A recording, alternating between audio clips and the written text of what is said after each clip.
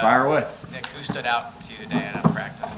I'm just happy that we're all in there together, working again. I'm not going to get into who I thought stood out. We're excited about the guys that are here, both, every guy that's here, right? No matter if it's a first-round draft pick, second-round draft pick, third-round draft pick, free agent, tryout guys. We're excited just to get our eyes on these guys and watch them. That's the first day, and they got another day coming up tomorrow, and we just look forward to continuing to evaluate them. You mentioned Nakobe's enthusiasm on the phone after you guys drafted him. Did you feel that from him today? Did you have that? Yeah, I can sense he's all ball all the time. Whether we're in a meeting or out in the field, he's locked in. So you definitely felt that from him, and we knew that about him coming into before we'd even drafted him. So he definitely showed that today, and he showed that yesterday in our meetings. Nick, I know you mentioned during the scouting process, when it comes to defensive players, your role is kind of to give the offensive perspective. So when it comes to Jordan Davis and Nakobe Dean, what was your perspective on what it's like as an offensive coach to deal with guys like that? Yeah, good luck blocking Jordan. He's pretty big. He can push the pocket. He can eat up double teams where they can't get off to the second part of back to the linebackers. With Nakobe, he's got great instincts, and he's all over the field. He's where he's supposed to be when he's supposed to be there, and you got to account for that as an offense. What did you like about Carson Strong to add him to the group? I thought he did a good job today of just, it's a lot. He's reading plays differently. He's running different plays to have to go back there and manage everything. One thing that I'm always impressed by or not impressed by is when a guy can come out and just call play, because there's a lot of guys that don't call plays, right? They're looking to the sideline. And we call plays in the huddle. So he was pretty smooth with that. It means he studied hard. He got ready, for this day today. And so he was really sharp. He knew what to do. He knew where to go with the football. He got a big arm, and you definitely can see that. But it's so those are tools to work with, and his size and his arm strength is noticeable when he's out there. I know you're going to show a lot of different looks, obviously defensively, but is your base defense going to be a 4-3 or a 3-4? Yeah, there's a lot of other teams that are going to want that answer too. I just put that out right now that I'll never answer that. You guys will figure that out when we play the first game. What do you want to? It's a short window, obviously, Nick. But what do you want to accomplish in these 2 days with the young players? The main thing is that they show us what they can do. I've instructed the coaches to be very basic in their installs, to not do a lot. So they can go out there and they can show us what they can do. That's what we want to see. Obviously, I want these guys talking to each other, connecting, right, getting in tune with what we believe in our core values, all those things off the field, learning our systems. But really, these 2 days are about what they can do and finding out who sticks out. He asked me the question earlier, but Elliot asked me a question earlier, but just who sticks out, what they can do, and that's really what it is. And so but the main thing on our end as coaches is to not do too much, not want to be, hey, I want to see this guy in this or this guy in that. Just see what they can do in individual drills, see what they can do in some team drills, see what they can do in some one-on-one drills, so we can continue to evaluate these guys in person. Hey, Nick, what's the reason that you moved on from Nate Herbig when you did? Well, we got a pretty deep room right there, and Nate did an unbelievable job as far as being able to step in and play in some very important moments. He gave us some really good reps, really good play in some meaningful games. But we have a deep room right there. I won't get into any personnel decisions right now at this particular time, but I can't thank Nate enough for all the things that he contributed to this program in the first year and the years that he's been here. And again, like I said, he's a great teammate. The Jets are going to be glad to have him, and I'm happy for him that he landed on his feet because, like I said, he gave us a lot of good minutes last year. If I could take you back, a little bit. At the conclusion or I guess maybe it was during the Bucs loss, Troy Aikman had some criticisms about, and just not you in particular, but maybe later on I heard him say this. He had this about coaches maybe over scheming things when they have players of Devontae Smith's ability to just win one-on-one. And, obviously with the addition of A.J. Brown, you have another guy who can win one-on-one. Is that something that got back to you, or is that something you're always cognizant of as you're building the playbook and drawing up your game plans about relying too much on scheme versus just kind of like backyard ball? There's definitely a happy medium there that you can't just go out there, lay the ball out there and say, roll, go, you guys go, just go get open, right? Then there's no structure and all. But then again, you don't want to do too much. So there's definitely, we do our best to put our players in the position to make plays. And that doesn't always mean like, well, we're trying to scheme him up to be wide open. And sometimes it's like, how do we scheme it up where he's one-on-one in these scenarios? So, that's what we're constantly trying to do. Like I said, put our players in position to make plays.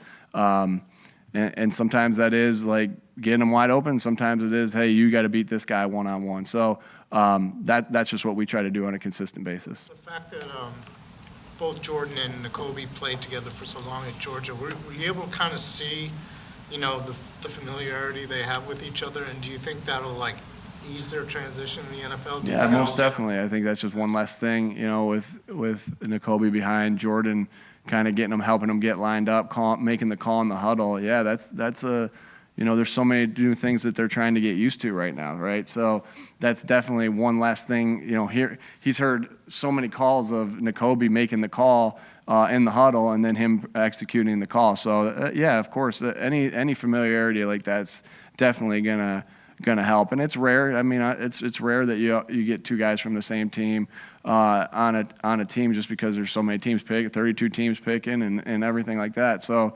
yeah, we're definitely excited that in many different ways, right? You go to a new place and you have a familiar face to be able to talk to, and everything like that. So it's not just on the football side, but it's off the field as well. Nick, there's a lot of DBs brought in this week, and does that speak to sort of the unsettled nature of that CB2 position? CB2, I like that. Yeah, no, I know what it is. I know what you're saying. Yeah, all right, I like that. You're right. At this, right what we were trying to do, like we're wanting to run 7-on-7 reps, and you have to have volume there for the guys. Like these guys we know these guys right now are not in football shape, right? This is really a little bit rare, right? And when you bring a rookie, it's always our experience in rookie camp. You bring them in, they've been training for the draft, they've been training for the combine, they've been training to run a 40, they've been training for the position drills a little bit. They're not truly in football shape right now. So we have to be very careful about how we manage these guys in practice right now. So you're not going to see everything you want to see in a guy right now because, again, they're not in football shape. So when we do our 7-on-7 reps, we want to have enough for a 2 deep to be able to rotate the guys, right? So they're not running too many plays in a row, and they can go out there. Again, like you asked me earlier, what's the main goal? To see what they can do, right? And so that's the volume a little bit speaks to, hey, we got to have enough numbers to be able to execute and to be able to see what guys can do. And so that's a little bit. Of course, we feel good about the guys in the room that we have right now, and some of the guys that are coming in that we've invited into this camp, drafted free agents, everybody that we brought into the rookie mini camp. So I feel good about that room and about the position battles that are going to take place and that are taking place right now in our meetings and in our weight room. I'm excited to see how that plays out. As a follow-up on the offseason program, if memory serves, last year's arrangement included no 7-on-7, no 11-on-11s. Are you going to be doing that this year, or will it be more traditional OTA practices? We're definitely doing 7-on-7s. We're transitioning away a little bit more from 11-on-11s this year. We're not going to see those this year, but I think you guys know we have 2 weeks of OTAs. We look forward to getting a lot of good work done in there with our individual, get a lot of individual where we can work on our fundamentals, and then we'll be doing 7-on-7 because we know that's going to help our skill guys and our quarterback, making those reads and the different looks that he's going to get. Have you had full attendance here for workouts? Yeah, we've had really good attendance. I don't know if it's been perfect every single day, but we've had really good attendance through the first 2 weeks. We talked to Jalen earlier in the week. You had mentioned he was going out to Southern California. He said that as well. Kind of interested in how you guys work that out. Are you a part of that process? Is that him doing it on his own?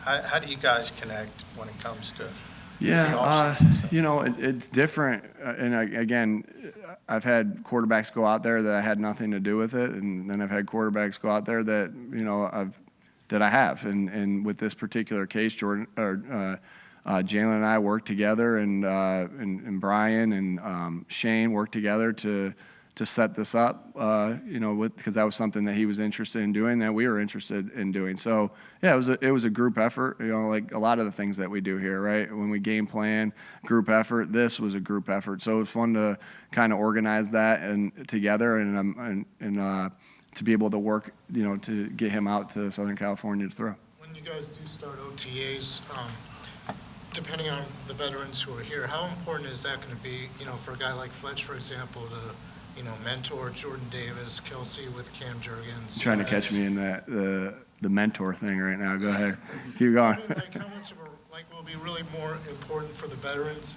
this year to kind of help bring these guys along? I just think it's important for the team in general to be around each other. You know, the guys. You know, I watch these guys when I'm seeing them from afar. I'm not in the weight room right now, but you know, because that's their time with the strength coach right now. But just seeing it from afar, seeing different things, hearing how they react or they're interacting with each other. It's just important that they're around their teammates right now. You know, this is a time for them just to build connections. Sometimes it's hard in the season to build the connections. You're so focused on the game and the next thing. Now we work like crazy to do it. But it seems like there's a little bit more time now. They work out, they go to meetings, and then they have time the rest of the day to connect with each other. And so that's definitely something that we notice, that these guys really are working to connect at this time, you know, and help each other out. I think we just have a great group of guys that truly, genuinely like being around each other and truly want to help each other out. And I see that every day. We talked to Brandon earlier. Reaction when you got A.J. Brown? I always like to keep Frank and I's conversations private, so I don't know what he'd say. I'm sure he was happy. He's not in the division anymore, though. So I know that if that would have happened when I was in the division, I would have texted the coach and said thank you for getting him out of the division, or I would have sent him a keg of beer or something. You know. Hey, Brandon Graham said about Derek Barnett. He talked to him about when he returned, like, you know, Derek wants to show that he can play, wants to show the fans. I mean, what have your conversations been like with him? And, you know, what's his, you know, I don't know, what's his mentality been like? I think Derek is a guy that ever since I've gotten here, I just see the same guy every single day that's determined every single day to get better, to work at his craft. He's obsessed with football. Derek is obsessed with football and trying to become the best player that he can, and I really appreciate that with him. He works hard. He works hard in the classroom. He works hard in the weight room. He works extremely hard on the field. And I just see the same guy every single day. And I'm excited that we have him back on this football team to continue to add depth to that defensive line. I really think we're in a good spot with the defensive line. I'm really excited about that group. And I'm really excited to have Derek Barnett back on this football team. All right. Thanks, Coach. Thanks, everybody.